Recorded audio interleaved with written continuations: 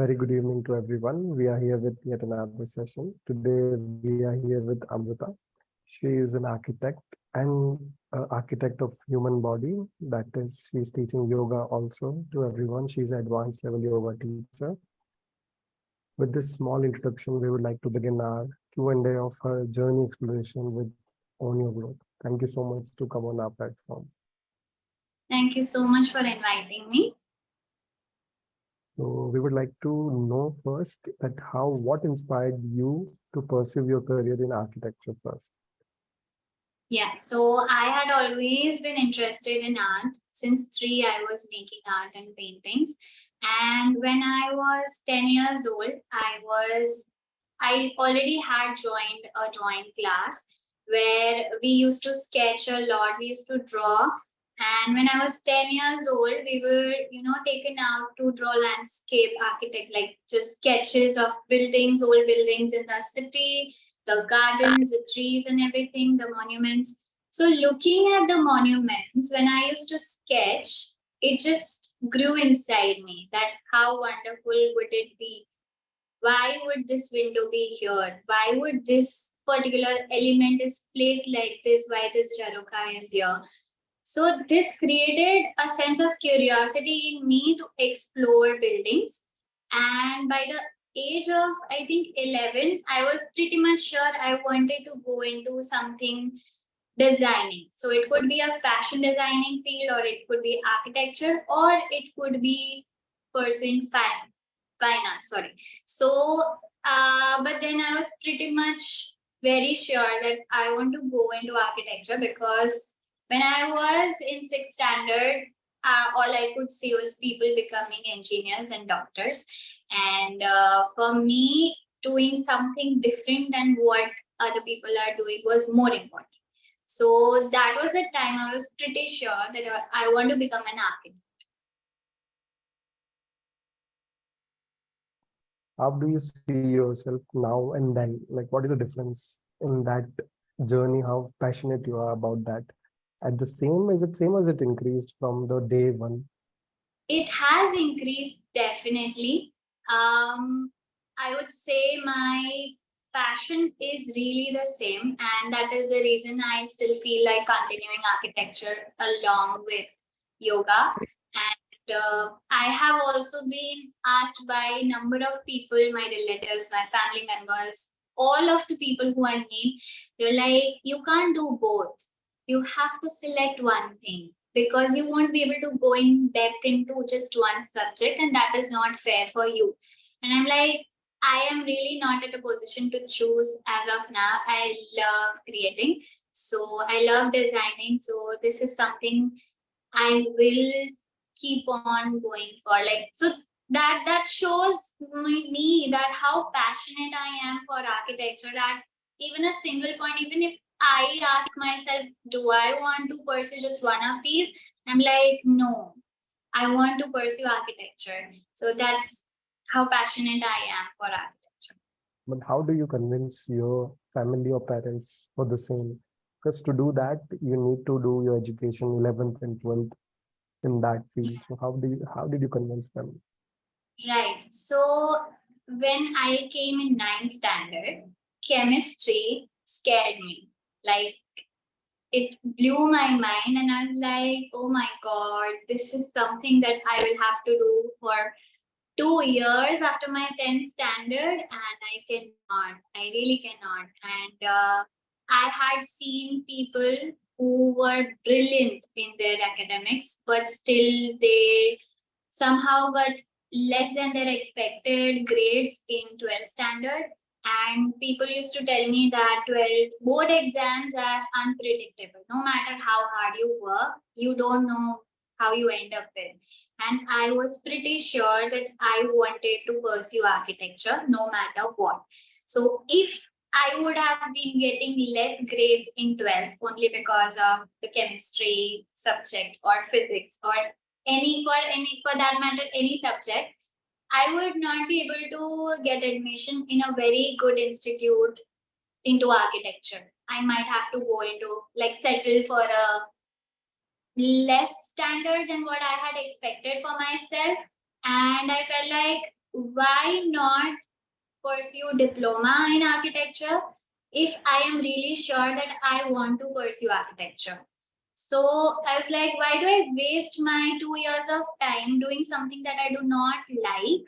And I'll be miserable while those 2 years of my life, it will be very stressful for me at the same time. Rather, I should go and pursue, like, go and get admitted into a diploma course and just start my journey of architecture right away. So my parents were pretty much not convinced with the idea of me going for diploma because they felt people who get less grades only they prefer diploma. And my thought process was very different.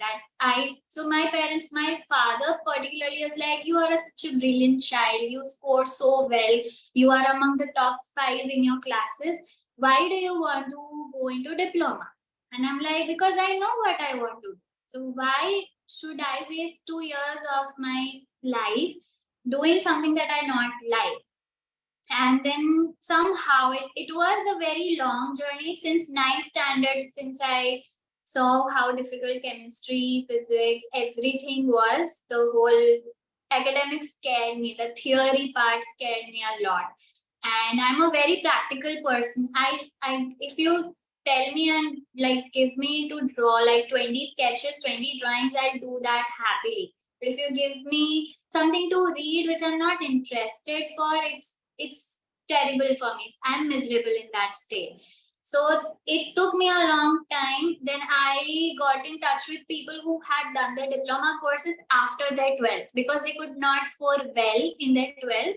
They could not end up in like, getting admission in bachelor's. So they had to do their diploma. So I'm like, I am sure that I will not be able to score well. So do you want me to waste another 3 years after 12th doing diploma and then get into bachelor's? And then they talked with them, acquired a couple of people. I just convinced them to talk with my parents and they talked it out. And then my parents were like, okay, fine. If you're really very sure, then let's go on with your decision and put you in diploma. And I promised my parents that no matter what, I'll be scoring the highest in diploma because I love this and I'll be getting admission in one of the top institutes. That's my promise to you.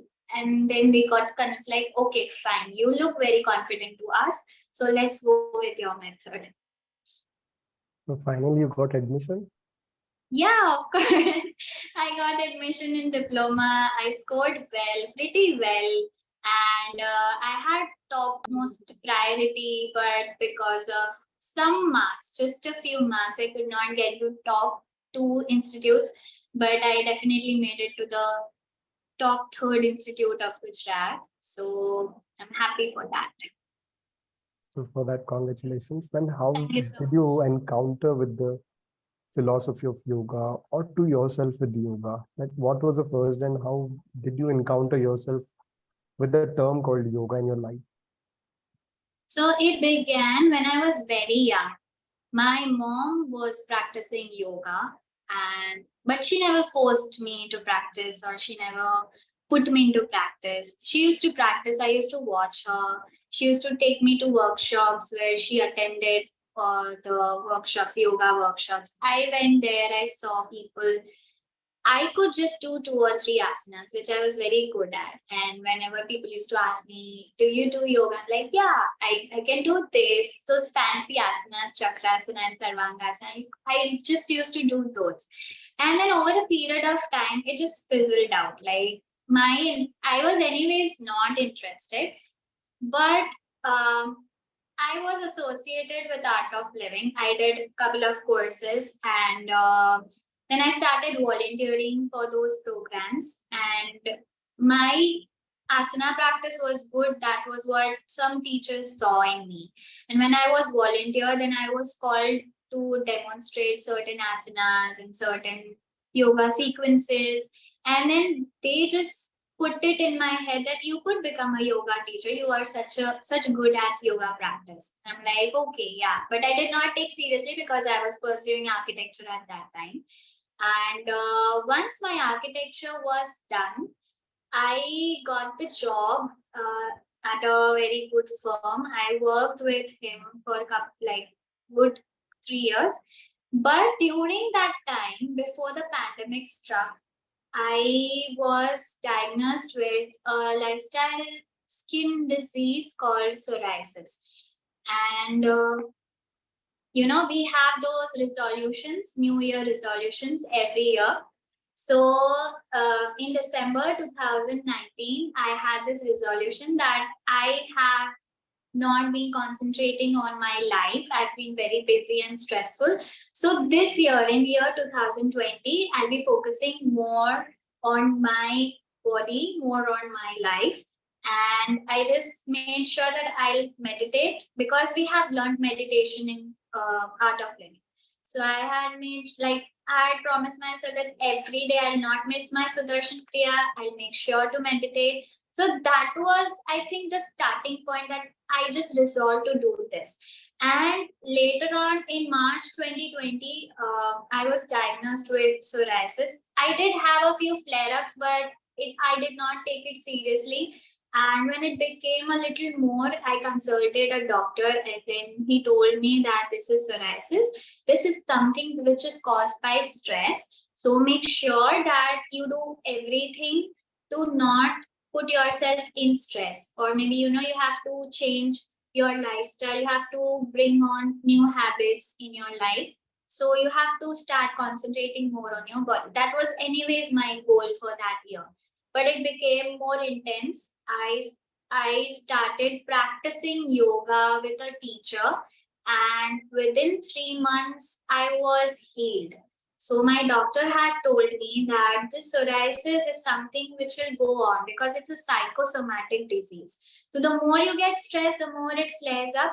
But it is anyways going to be there. It just triggers with stress, but it is anyways going to be there. It will not be completely cured. And it was on my whole body, on my neck, on my whole body, like everywhere I could see it, just not on my face. So it caused me more stress looking at myself in this condition. But then I just made sure that I don't want to be this miserable for the rest of my life. I want to get out of this condition. I want to feel better, and I can. Why not? And so instead of thinking why me, I thought, how can I come out of this situation and make this situation better?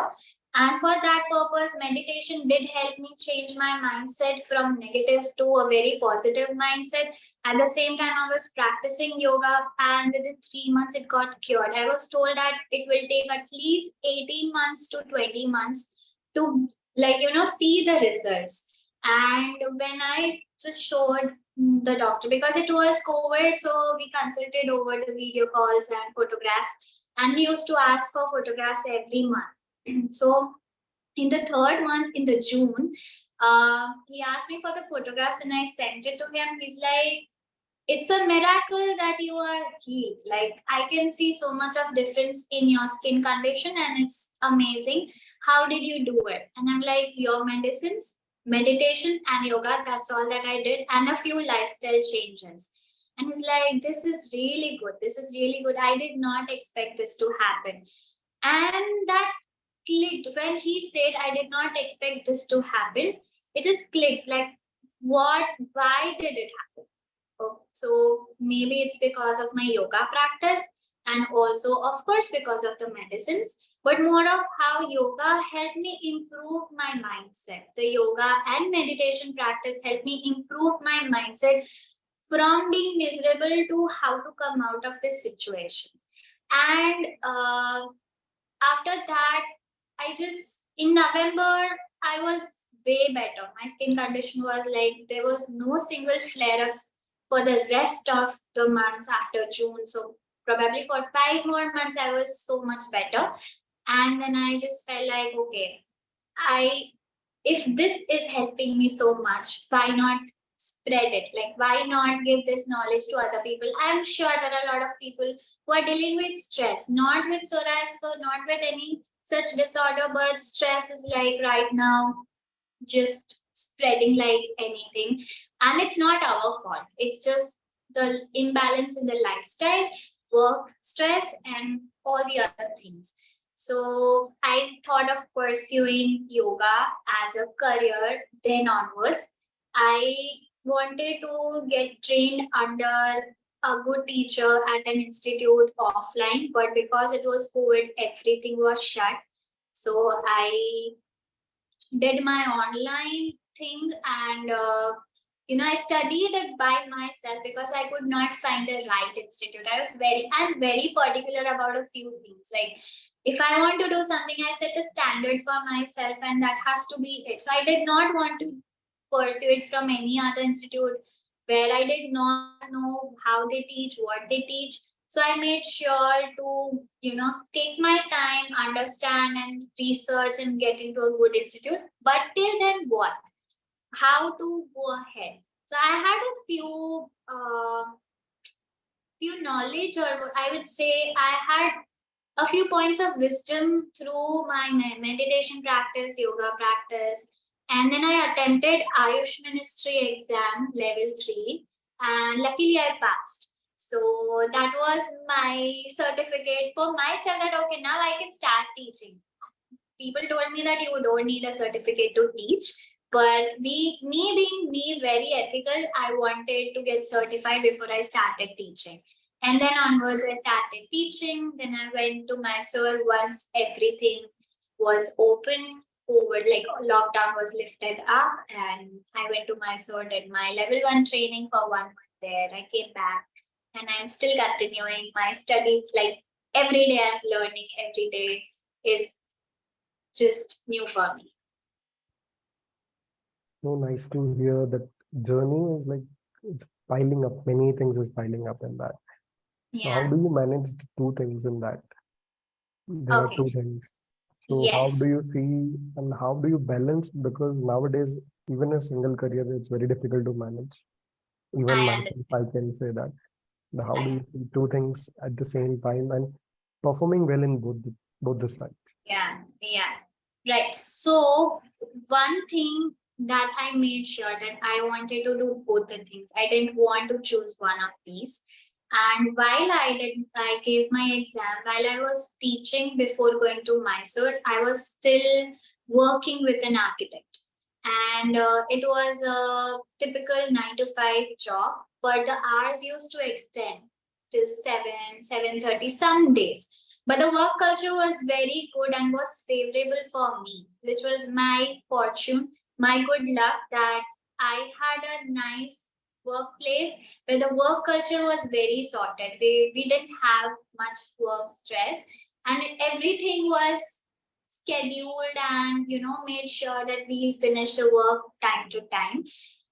So in the morning, I used to take one batch before going to work, like 6 to 7 or 6 to 7. I used to take a class. 7 to 8, I used to attend the class of my teacher. At 8:30, I used to get ready and I used to leave for my work. I used to reach there by 9 and start my work.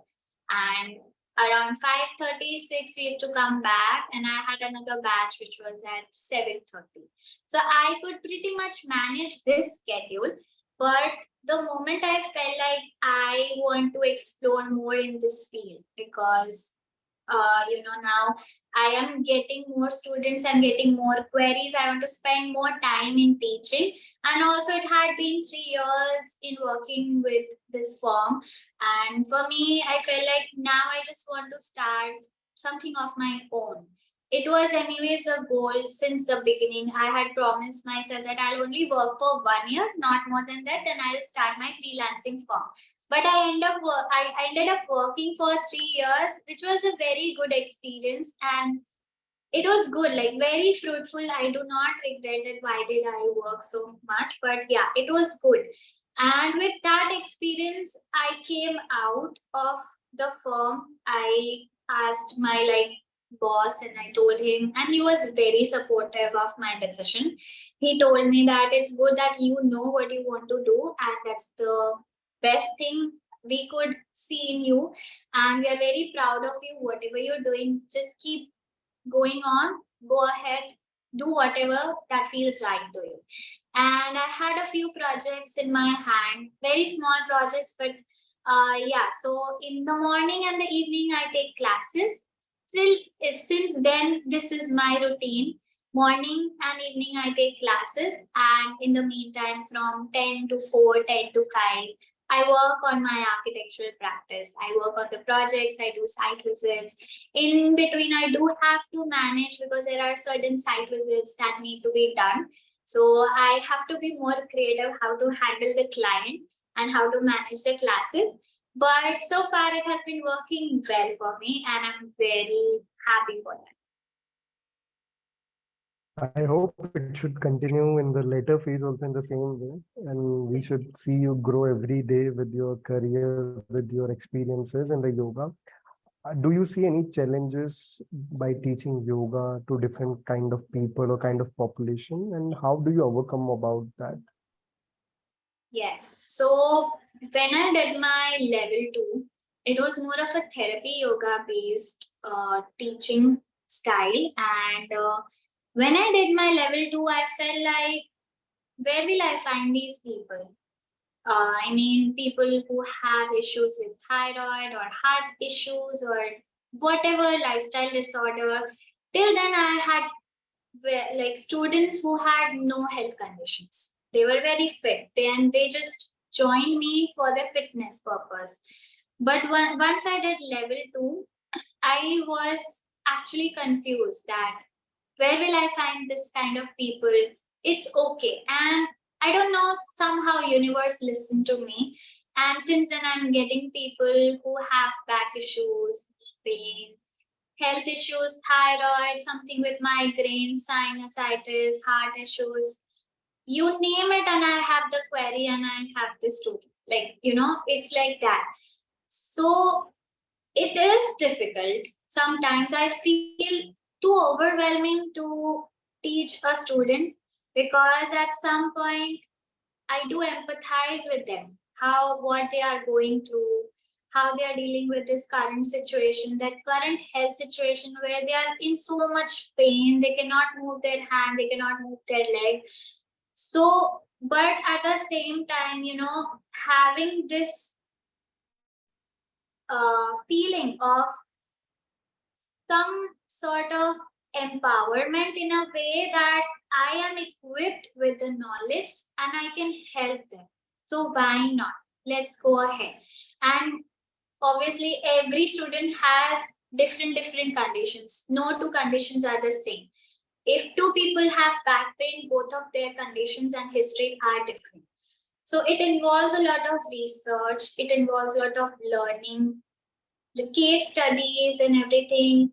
It also involves a lot of experimentation.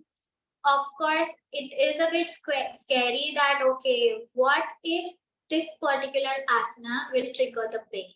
What if this particular asana will trigger the issue more? But at the same time, I know some way, some body anatomy that, okay, yeah, this is good. This should be practiced more and more. So we practice ahead, we work on strengthening and sort of things.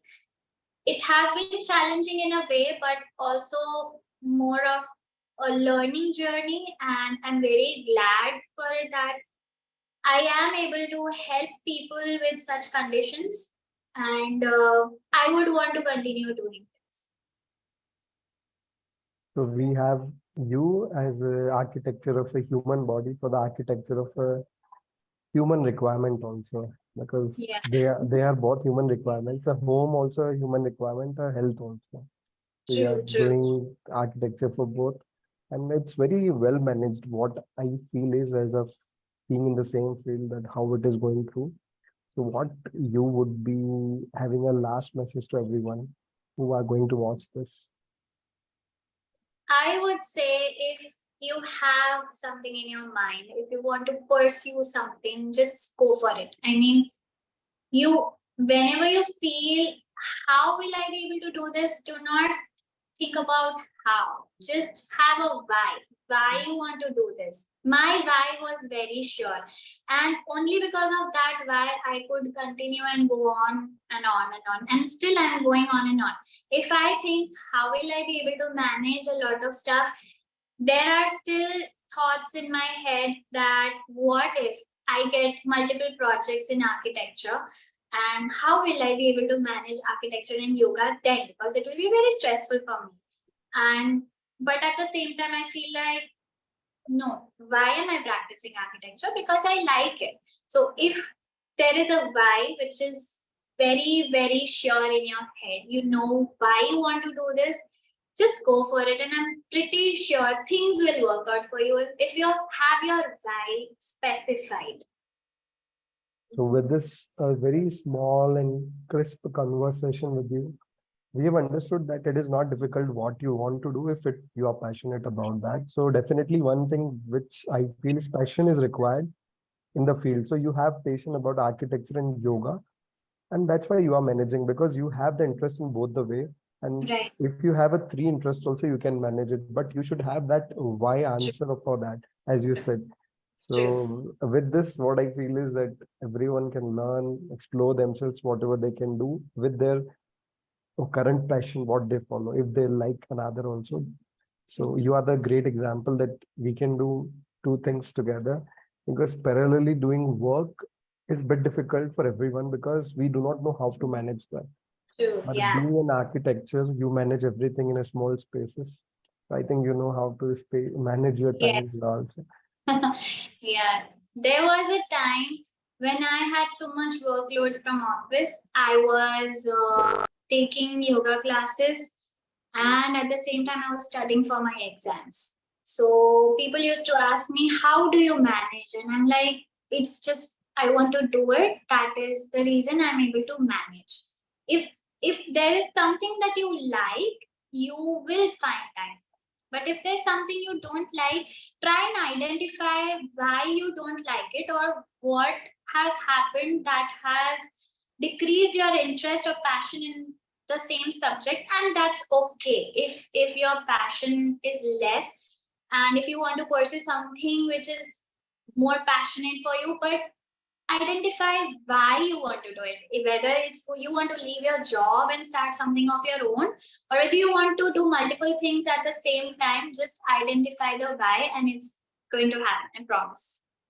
It's a great discussion for me also, and I'm also inspired in the terms of management and architect yourself in your journey. So you are the great example for that, how you architect yourself in your health also, because you have managed your psoriasis issues, and with that you are helping people also, because you have seen the changes that how yoga is helping many people. So definitely very few people are trained in these fields. So if many people train, we need many more trained yogis to teach people and get rid from these conditions. So thank you Definitely. so much for your time, and for your time and the passion what you follow, because it's a lot to me also to learn from you. So thank you so much.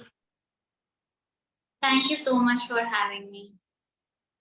So we will end today's discussion, and let's see we can connect in future and regarding the yoga more, that how we can help more people with the yoga in terms of disease wise, that how you're working in your setup or freelancing, what kind of patients you see. So definitely in future we will work together and have a discussion on that. Sure, sure, definitely, definitely. Thank you so much. Thank you so much for Okay, your time. thank you so much.